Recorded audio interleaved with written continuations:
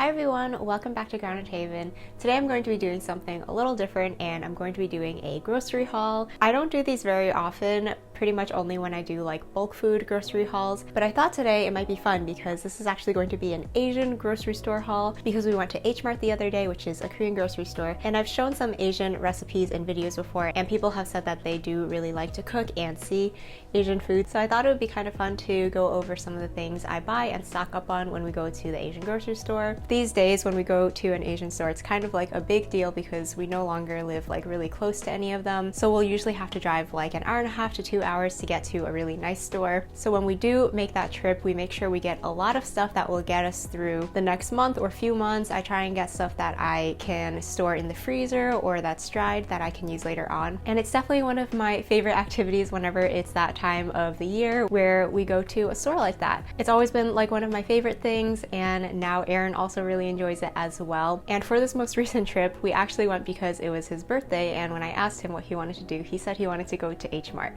So that really tells you a lot about the kind of people we are. So yeah, I'll go over the stuff that we picked up during our trip, and then I'm also going to be doing some food prep with some of these ingredients, and then I'll include some like cooking and recipes, that kind of stuff at the end of the video as well.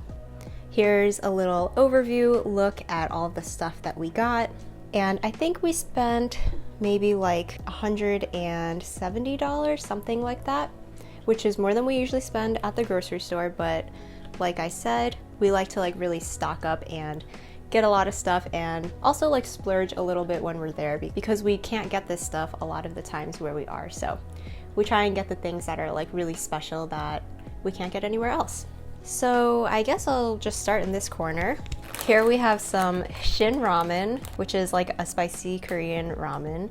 We try not to eat processed food too much, but it is always nice to have like a little stash of ramen or some kind of guilty pleasure, and this is probably our favorite ramen that we like to have, at least right now.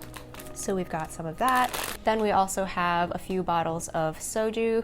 Aaron really enjoys soju, which is a Korean rice wine. I'm not sure what different flavors he got. He picked out 3 here. So I think this is just like a normal one, like no fruit flavors or anything. Then there's a peach one and a grape one. We tried soju for the first time during our trip to Hawaii and he really enjoyed it, so he wanted to try out some more flavors of that. That will just keep in the fridge for whenever we want to have it. Then I also got some dried anchovies, which I can make a little Korean side dish out of.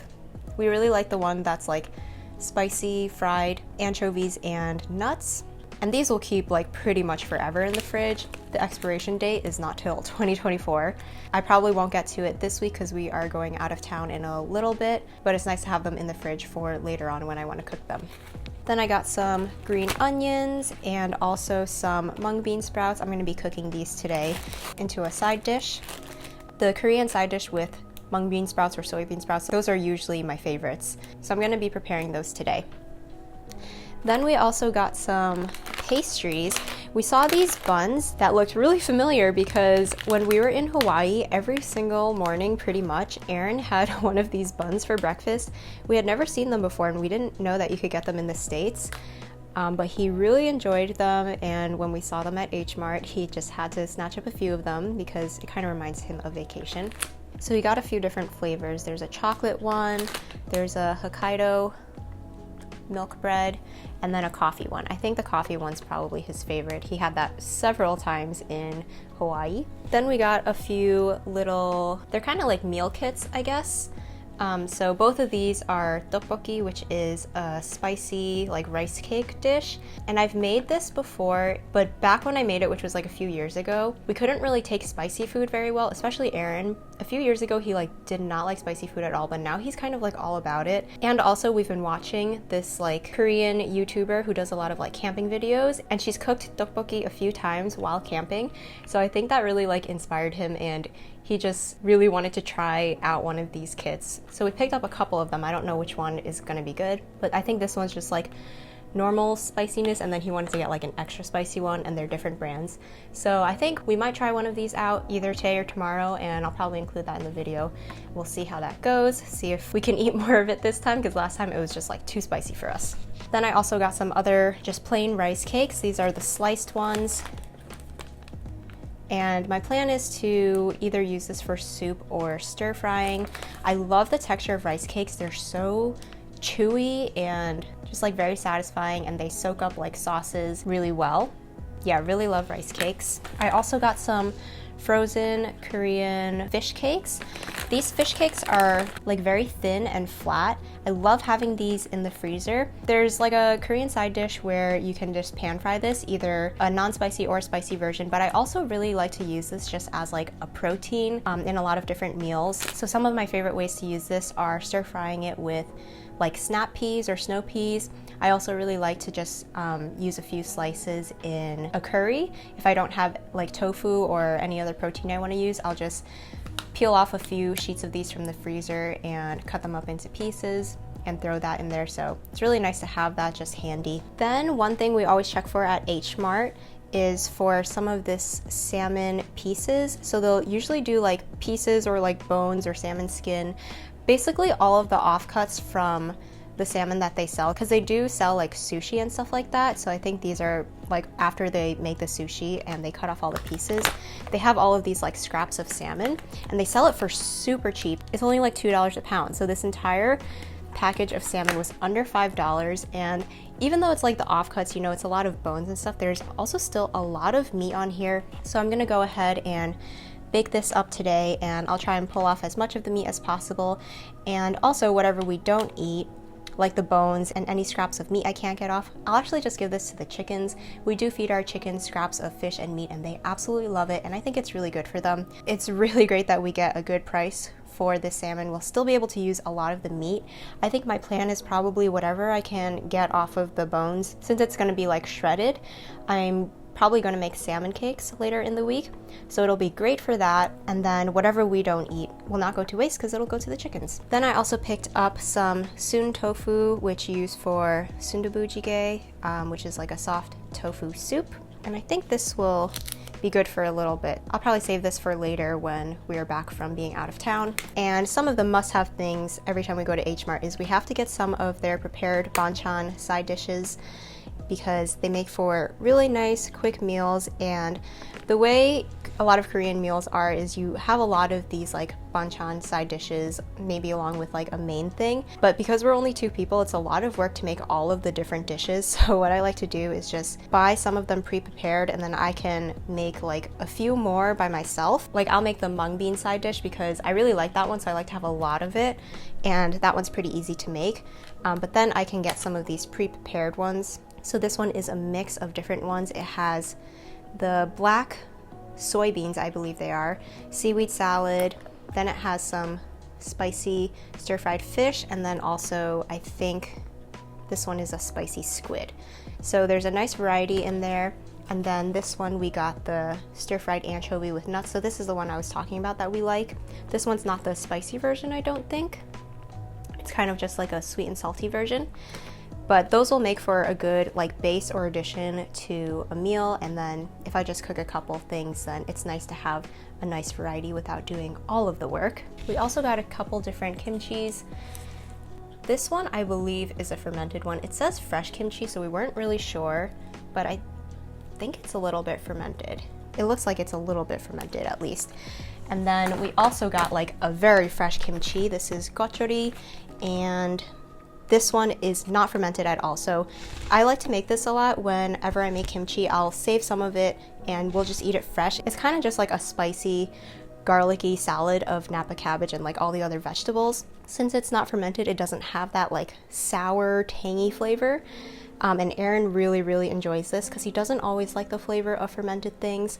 So if you like the flavors of kimchi but you don't like that tanginess, you can try and get fresh kimchi called gochuri, or you can just make it yourself. Just like follow all the steps to make kimchi and don't actually go through the fermenting process. You can eat it just as is and over some rice. It's just so delicious. So we had a big container of that since Aaron does really like this one. So between all of those like prepared things we got, I basically would just have to like cook some rice, and then we can have our different kimchis and side dishes, and that's like a full meal already. I wouldn't have to do anything else. A few sauces and things I got. I needed some more black bean garlic sauce. I really like using this for stir fries, and it's also a really good marinade for meats. Probably my favorite dish with this sauce is like a Chinese dim sum dish that you would get. That's black bean steamed spare ribs. Probably one of my all-time favorite Chinese dishes. So yeah, if you know what that dish is, it basically just tastes like that. Then we also got some Kewpie mayonnaise, which is a Japanese mayo. It's like super creamy, and even Aaron likes it. And he doesn't really like mayo very much. And I don't normally buy mayonnaise because I do make my own, but since our chickens are not really laying eggs right now, and you need eggs to make mayo, I decided it would be a nice time to just get something a little bit special and get some Kewpie mayo. Then I also got some more dark soy sauce because I am almost out.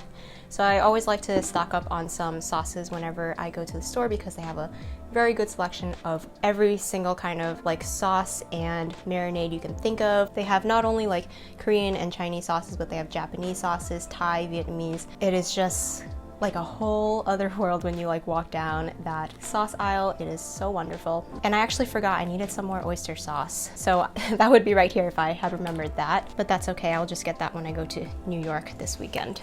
And then I also got some dried noodles. I might have gotten the wrong variety because I couldn't really tell the difference between all of them, and I FaceTimed my mom as well when I was in the store, but I think it was kind of hard for her to see the writing over FaceTime, so I might have gotten the wrong one. But basically these are just like dried egg noodles, and I do like making my own egg noodles a lot of the time, but like I said, our chickens are not really laying right now, so I probably won't be doing that as much at the moment. So I thought it'd be nice to have these egg noodles. They're really nice for kind of making your own, kind of like a ramen, but a lot healthier because you can just use your own broth and put in your own vegetables. But I also really like to use these to make like a stir-fried noodle dish, kind of like a chow mein. You can just boil these and then stir fry it with like cabbage and carrots, and it's really delicious and very easy. So it's just nice to have these stacked away in the pantry. And they're dried, so there's no rush to use these. I can just keep these for when I need them. I always like to stock up on noodles. So I have egg noodles here, and then I also have rice noodles. These are Vietnamese rice noodles. They're kind of like a medium thickness, and I like to use this for stir-fried noodle dishes. You can do like a pad thai, but I also like to do kind of like a soy sauce based, like drunken noodles or something like that. So these are another kind of noodle I like to have on hand. And then lastly, we have some snacks that Aaron dug into last night when we got home. So let's see what he chose. This is turtle chips, and he got the flavor, I think it's like a chocolate churro flavor. They kind of smell like Cocoa Puffs to me. So this is definitely something for him. I'm definitely not like a sweet snack person, so yeah, he will enjoy these. I love the like kind of seaweed flavor, I think it is, of these turtle chips. They're really good. So that is the HMart haul. Definitely got a lot of stuff, and now I'm gonna get to work on doing like a little bit of, I guess, like food prep. I'm not gonna be making like full meals, but I'm going to be prepping kind of like some ingredients that I can use throughout the week or store away for later. So some of the things I definitely want to make today are, I'm going to make an anchovy and kelp stock. This is a stock that's used as a base for a lot of Korean soups and also other kinds of dishes. I know that sometimes you can use it as liquid in some of the vegetable pancakes as well, so it's really nice to have that just ready to go. Whatever I don't use this week, I can put in the freezer and use it for another time. And I'm also going to cook up those mung bean sprouts and make the mung bean sprout side dish. And I also have some daikon radish in the fridge that's homegrown from our garden, and I think I'm going to pickle that with some carrots. It's going to be sort of like a fusion, because usually you wouldn't have like daikon and carrots in a Korean dish. You would use a Korean radish and probably no carrots. I think it's more of like a Vietnamese thing to do it that way, but I always really like to like mix up my different Asian cuisines. I'll like do a Chinese dish right next to like a Korean or Japanese one, and we'll just eat it all together. So those are a few things I'm gonna tackle today, and pretty much for the whole week we're just gonna be eating Korean food. That's what I like to do a lot of the times if we're going to the store, especially like a specialty store like this, and getting a lot of fresh ingredients. We'll basically for the entire week just eat things from like one culture or like country. So sometimes we'll have an entire week where we eat Indian Indian food, and then another week is completely Ethiopian food, and then the next week is Chinese food. That way we make the most of like all the ingredients that we buy so we don't waste anything. And then we also get a lot of variety, so not every week we're eating the same thing over and over. It's a nice way to have fun and experiment and just play with different ingredients and go to different grocery stores as well and get a lot of those specialty things that you can't get everywhere. So yeah, I'm gonna prep some of that food and then hopefully show you some of the meals that we have throughout the week as well. They use a lot of the stuff that we got in this HMart haul. I'm going to start by cooking up those mung bean sprouts, and the dish I'm going to make with them is super easy. Basically all we're going to do is blanch the sprouts and then we're going to season it later on. So into a pot of boiling water, I dumped my entire bag of mung bean sprouts. I think this is about a pound of sprouts, and those will just have to cook in the boiling water for about 1 minute. It's really quick, you pretty much just want them to wilt down, and then after a minute I'm going to drain them in a colander and rinse it with cold water so that this stops the cooking process and the sprouts can stay really nice and crunchy.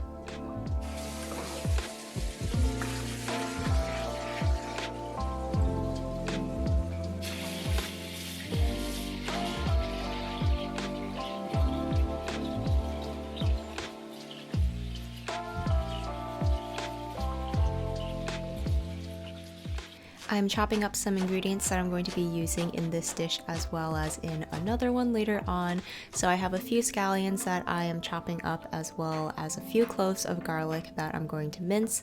I'm going to use half of these ingredients for the mung bean sprouts and half for the other dish later on. So I'll just save those and set them aside, but I'll just prep it all at the same time so that it saves me some time.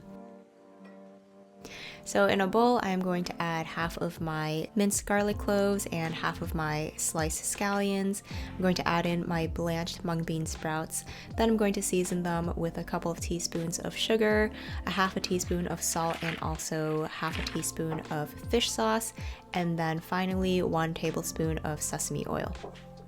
This is a really simple seasoning, but I just really love this dish. I love how it's kind of a little bit more simple, but the sprouts are really nice and crunchy and fresh, and it goes along really well with a lot of other dishes, especially spicy ones, because this is one side dish that isn't spicy, so it's almost like a palate cleanser for a lot of other things. I also added some toasted sesame seeds at the end.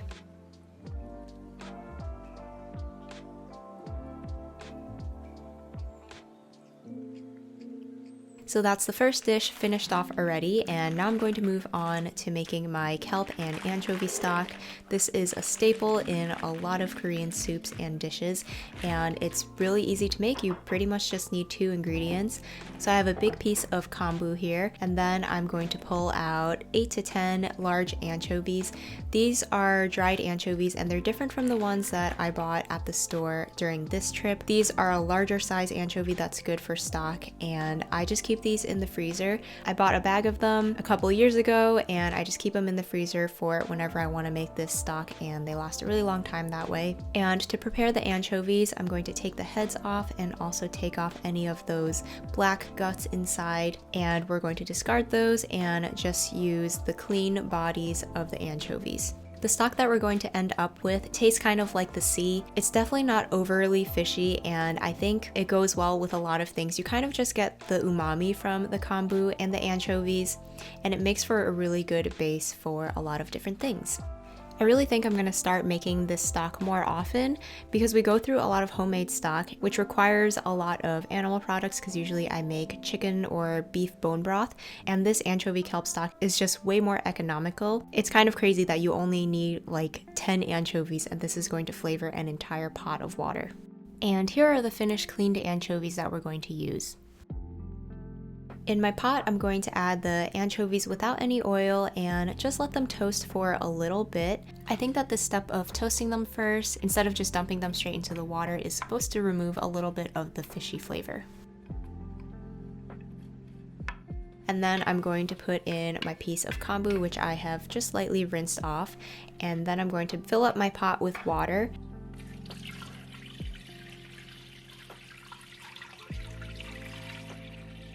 I also added a couple of chopped scallions. There are a couple other ingredients that you can add, like a chopped up onion or some chopped up Korean radish, but I'm omitting those today and sticking to a really simple version of this stock. So that's going to have to boil away for about half an hour. So meanwhile, I'm going to work on putting together a pickling brine for my pickled daikon and carrots. I have half a cup of rice vinegar, half a cup of water, a couple tablespoons of sugar, and about a teaspoon of salt. That's gonna heat up on the stove just so that the salt and sugar will dissolve, and then I'm going to start chopping up my vegetables. I have one daikon radish. This is one that I harvested from our garden a couple of weeks ago. The very top of it might have been a little frost damage, so I just cut that part off, and I actually stuck it in my stock pot along with the kelp and anchovies just to add a little bit of extra flavor. For the rest of the daikon, I'm going to peel it as well as with the carrot, and then I am going to julienne both of these.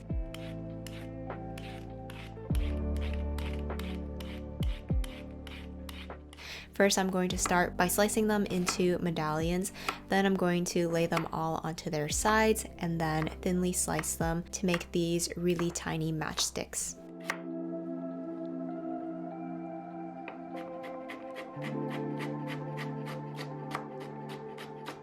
Although this particular pickle is not traditionally Korean, I thought that it would go really well with a lot of the stuff we're eating, because one thing that is very popular is a pickled Korean radish. I think that this is very similar to that. The daikon isn't quite as sweet, but I think that these pickles will kind of like take the place of the pickled Korean radish that you would often get. And since I had the daikon in my fridge, I wanted to go ahead and make this.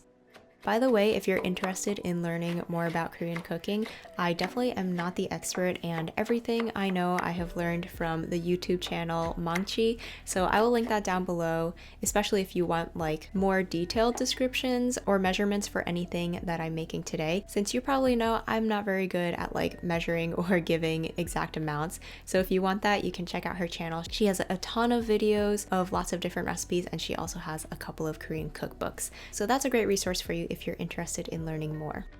After I chopped up all of my vegetables, I poured over the warm brine. Pouring it over while it's warm will help to soften up these harder vegetables and also help for the brine to infuse a little bit more quickly. The pickles are best after marinating for at least a few hours, and probably best after 24 hours.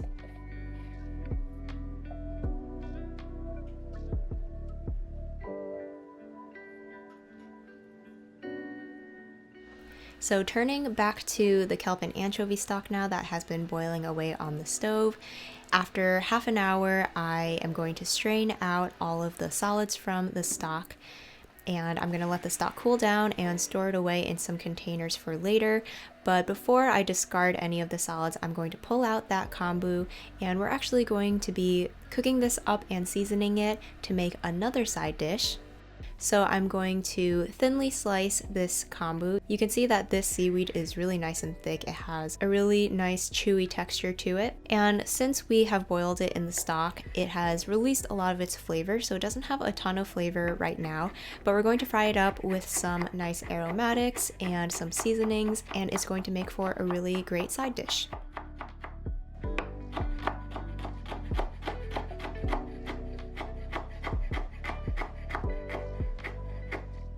So in a pan with a couple teaspoons of oil, I'm adding the rest of my minced garlic along with the chopped up kombu. Then I'm going to add some sugar, a little bit of salt, a couple teaspoons of soy sauce, and also a little bit of sesame oil.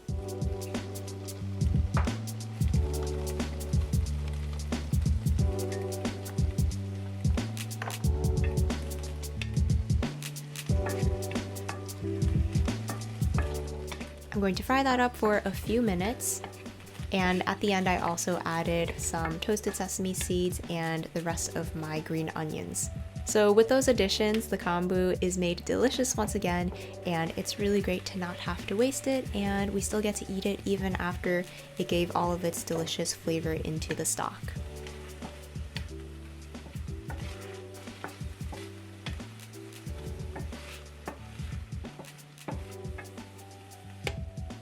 The last thing I did was I baked up my salmon pieces at 350 degrees for about 12 minutes, and you get a surprisingly good amount of fish in that small package that was under $5. And after I let it cool down, I picked off all the meat off of the bones. I have finished prepping all of the stuff that I wanted to prep for the week, and here it all is. So I ended up with 4.5 quarts of the kelp and anchovy stock. I'll probably keep one of these quarts in the fridge to use this week, and then the rest I will freeze for later. Then I have my 2 finished side dishes. I have the mung bean sprouts here and a kelp dish that I made with the leftover kelp after making the stock. So it's great that I'm able to get 2 uses out of that. Then I also have my pickled daikon and carrots. And then after picking the meat off of those salmon bones, I ended up with these 2 bowls. You can see that this one, I have a lot of like really nice big pieces, so we might just eat those as is. We can put them on top of like a rice bowl along with all of our different sides, and that will pretty much just be a nice meal. And this can just be the protein for that. And then we have this bowl that has like more of the scrappy pieces, so I can use this to make salmon cakes. But I ended up with some pretty nice big pieces of meat in there, which is really great. So after just a couple of hours in the kitchen, I have prepped a lot of stuff for the weekend. I won't have to do much cooking for the rest of the week, which is nice. Later that night for dinner, we decided to try out one of these tteokbokki kits, and the instructions on the back are really easy. You just have to rinse the rice cakes in some water, and then you add it to a pan along with the 2 seasoning packets, and you just boil it for like 5 minutes. So it's definitely kind of like a prepackaged convenience food type of thing, but since I'm not that familiar with this dish, I thought it would be nice to try one of these out so that I can get a better idea of what it's supposed to taste like. So yeah, we just followed the instructions, and it was very simple and easy to make.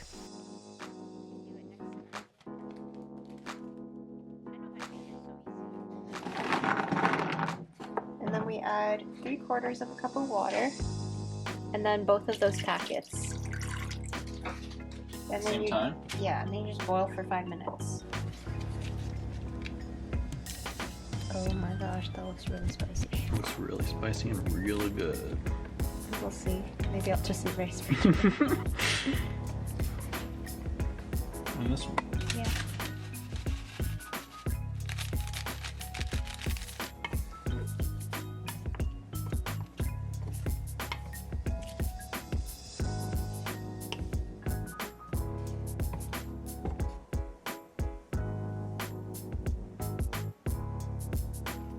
Set 45 minutes.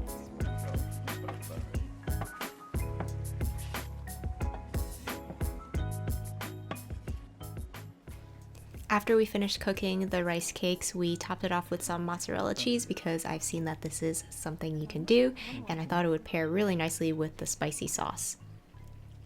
Then we added some green scallions, and then we put the lid on the pan just to let that cheese melt, and then our dish was finished. Oh, it looks beautiful. Look at those colors. For our finished meal, we had the tteokbokki that we made along with the dishes that I prepared earlier in the day, and I pulled out some of that fresh kimchi, and I also made a very quick and easy soup using some of our homegrown winter melon cooked in that kelp and anchovy stock, which was a really nice and simple soup.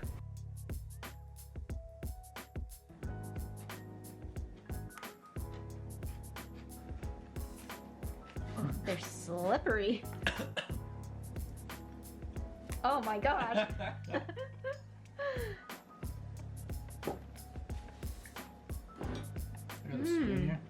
Oh, it's sweet. Oh, really? Mm-hmm. It's really slippery. It really tastes like SpaghettiOs or something. Mm-hmm. I knew it smelled like it. Better than SpaghettiOs though. The tteokbokki was definitely different than I expected it was going to be. It was very sweet actually and tasted almost like a tomato sauce, which was unexpected. I think Aaron enjoyed it more than I did, but either way, it was a great meal. I think it's one of like the greatest joys in life, just to try out different foods and enjoy it in good company. I hope you guys enjoyed this video. Thank you so much for watching, and we'll see you again in the next one.